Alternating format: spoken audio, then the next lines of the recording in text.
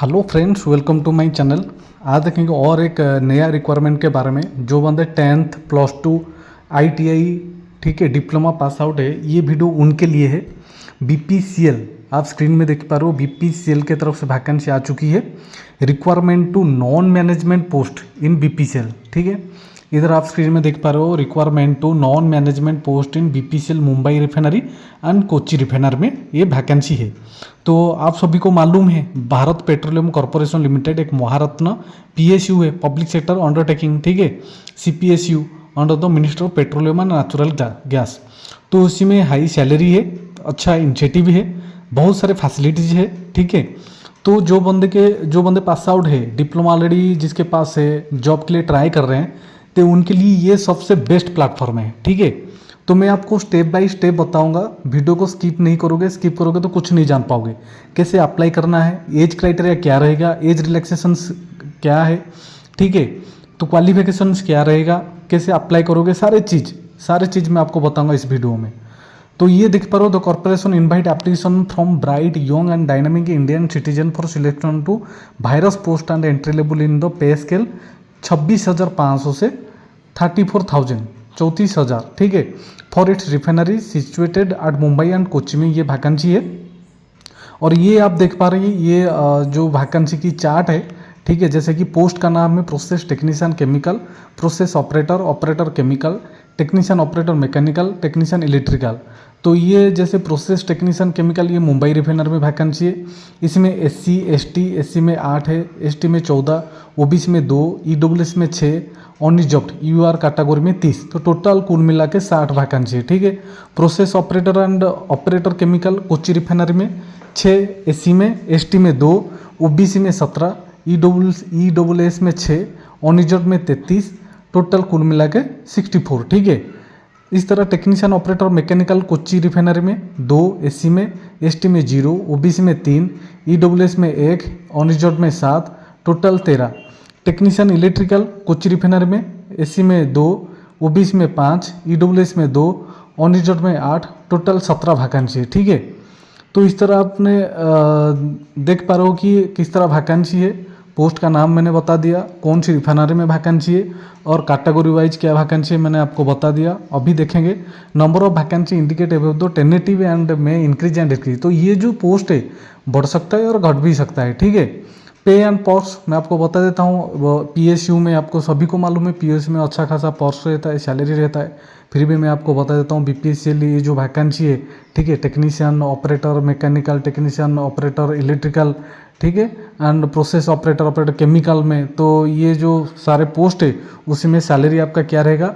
All candidate who are finally selected for appointment post pre employment medical examination shall be placed in the entry level NG2। उनका PSU में NG2 grade at starting minimum basic pay है 26,500। तो आपकी ये जो basic pay है 26,500 से start है। ठीक है, तो 26,500 मतलब 26,500 आपकी बेसिक पे, उसके साथ PSU में जो भी आपकी DA है वो लगेगा। ठीक है, फिर उसके साथ जो भी पॉर्क है, अदर अलाउंसेंस है, ये सारी चीज़ मतलब लग जाएगा, ये सब चीज़ लग जाएगा। उसके बाद आपकी सैलरी बनेगा। ठीक है, तो beside basic pay and industrial petroleum pattern of जैसे कि DA, ठीक है, other allowances benefits as per corporation rules extant guidelines shall be applicable. Candidate who join through proper channel from the CPSU, PSU, central state government, autonomous bodies under Government of India will be considered for protections of their last drawn basic pay in their previous organizations provided their service are transferred from such organization to BPCL. However, such basic pay upon protections will not exceed the maximum basic pay at the NG2 grade. तो जैसे कि आप कोई भी सरकारी नौकरी में पहले से जॉब कर रहे हो, आप पहले से सरकारी नौकरी है, आप BPCL में जा रहे हो, जो भी बेसिक पे है आपकी, ठीक है, मान लीजिए आपकी बेसिक पे जैसे लिखा है मेंशन 34,000 आपकी बेसिक पे है। ठीक है, तो उसी हिसाब से आपकी बेसिक्स पे इधर भी लग जाएगा। ठीक है, एडजस्ट हो जाएगा। प्लेसमेंट ऑल दो post notified are the Mumbai refiner और कोची रिफाइनर में आप जो पोस्टेड होंगे, जब सिलेक्ट हो जाओगे तो मुंबई रिफाइनर और कोची रिफाइनर में आप पोस्टेड होंगे। ठीक है, क्वालिफिकेशन में आपको बता देता हूँ, जैसे कि education qualification candidate must possess the प्रेसे diploma obtain through full time regular course. आपकी जो डिप्लोमा है रेगुलर होना चाहिए, डिस्टेंस नहीं होना चाहिए। ठीक है, मिनिमम परसेंट आपकी 60% रहना चाहिए general, EWS, OBC and 50% SC ST PWD candidate के लिए। ठीक है, तो then diploma in chemical engineering में should have minimum 1 year relevant post qualification work experience, 1 year post qualification apprenticeship training.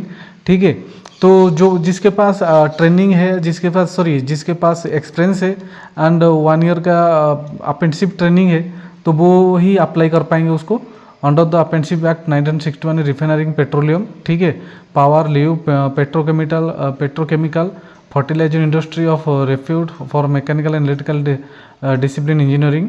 ठीक है, diploma electrical engineering, electrical electronic engineering, electrical power system, electrical engineering. तो ये क्वालिफिकेशन जिसके पास है वो ही apply कर पाएंगे। कंडीशन रूल क्या रहेगा, only a diploma in engineering in the specified branch subject eligible. ठीक है, for post code A and B diploma in other discipline such as petrochemical, fertiliser, plastic and polymer refinery, petrochemical, pulp, paper, rubber and plastic oil technology, polymer technology और any equivalent to chemical engineering, chemical technology are not eligible. तो इधर जो भी लिखा है, ठीक है, chemical, fertiliser, plastic, polymer, इसी में किसके पास डिप्लोमा है तो वो अप्लाई नहीं कर पाएंगे।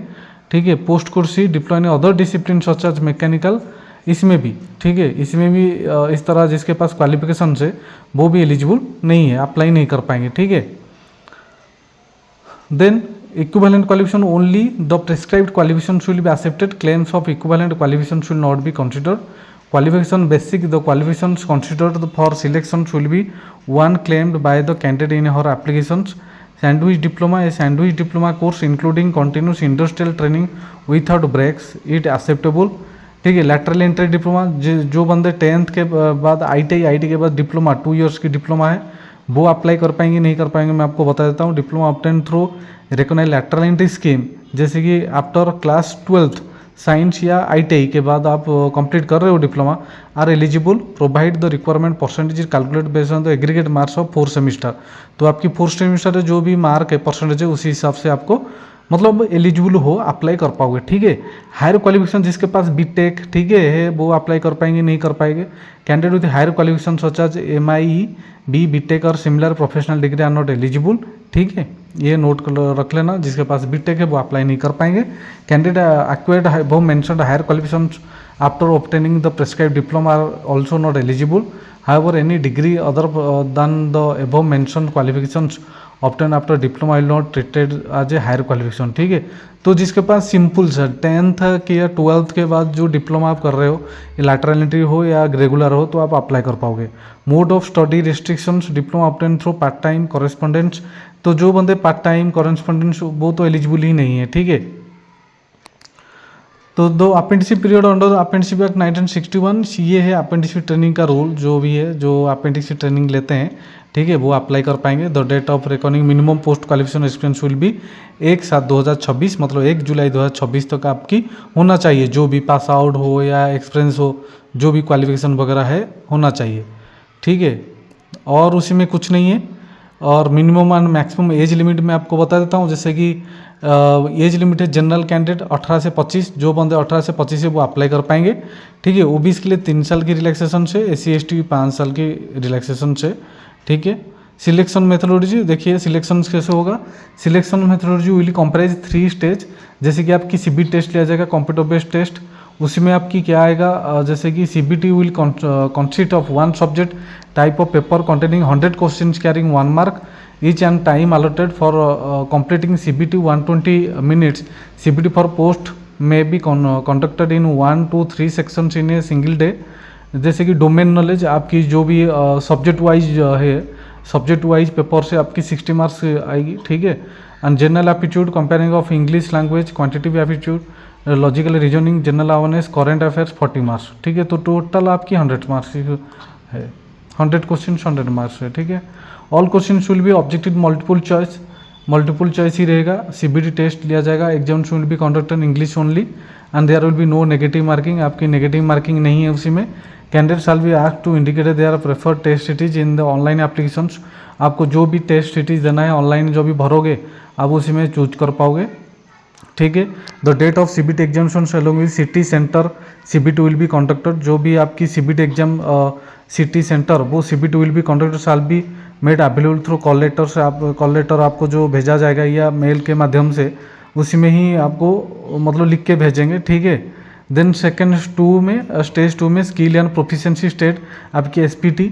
जैसे candidate qualifying in the written test as per the cut off marks decide by the corporation will be called SPT are the respective refinery locations.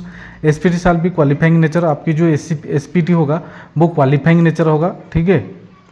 जैसे जो प्रैक्टिकल नॉलेज है वो ही टेस्ट किया जाएगा। Stage 3 pre employment medical. जैसे आप select हो जाते हो जैसे सीबीटी, ठीक है, सीबीटी एंड ये प्रैक्टिकल जो भी आपकी है उसके बाद आपकी मेडिकल, ठीक है, मेडिकल टेस्ट होगा आप फिट हो कि नहीं। देन जैसे final appointment of candidate will be subject to their meeting medical fitness norms and standard आज पर तो BPCL pre employment medical examination, ठीक है। रिजर्व एंड रिलैक्सेशंस ये तो सारे जैसे गवर्नमेंट में होता है ऐसे ही है, ठीक है। और उसी में कुछ नहीं है। जो बंदे एलिजिबल है जिसके पास डिप्लोमा है 10th के बाद या 12th के बाद डिप्लोमा है वो लोग ही अप्लाई कर दीजिए। Download of call letter candidate will have to visit BPCL career. आपको तो सीधा जाना है बीपीसीएल, ठीक है। बीपीसीएल आप गूगल में मतलब टाइप कर लोगे बीपीसीएल रिक्वायरमेंट 2026 तो उसी में ही सारी चीज़ें आ जाएगा ऑटोमेटिकली। बीपीसीएल की पेज फास्ट ही दिखेगा, उसी में जाके आपको क्लिक करना है। जब भी क्लिक करोगे कैरियर पॉइंट आ जाएगा। कैरियर पॉइंट जाके आप सारी चीज़ फॉर्म अप्लाई कर पाओगे, रजिस्ट्रेशन कर पाओगे, ठीक है।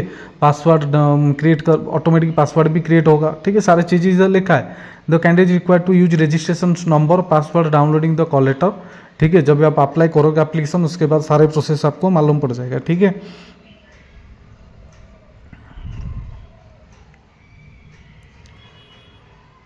और उसमें कुछ नहीं है, जो भी मैंने बता दिया मेन पॉइंट आपको बता दिया, बस ये आप नोट करके रख लीजिए।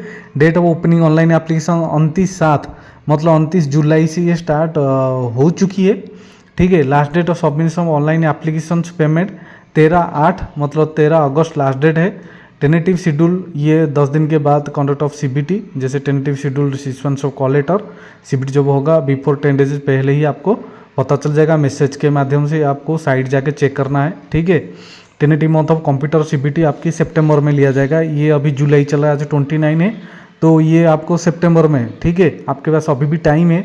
जो भी मैंने आपको सिलेबस बताया दिखाया उसी हिसाब से आप पढ़ लीजिए, ठीक है। प्रिपेयर करके ही जाइए। Likely scheduled for publication of computer based result आपकी 10 days after conduct of CBT. जब सीबीटी टेस्ट लिया जाएगा उसके 10 दिन के बाद आपकी रिजल्ट आ जाएगा, ठीक है। तो फिर से मैं आपको सिलेबस थोड़ा और बता देता हूँ, कैसे तैयारी करना है क्या करना है आपको बता देता हूँ, ठीक है। बहुत बढ़िया अपॉर्चुनिटी है, तो जो बंदे इंटरेस्टेड है वो जाके तो उसको अप्लाई कर दीजिए। ऐसा अपॉर्चुनिटी बार बार नहीं मिलेगा।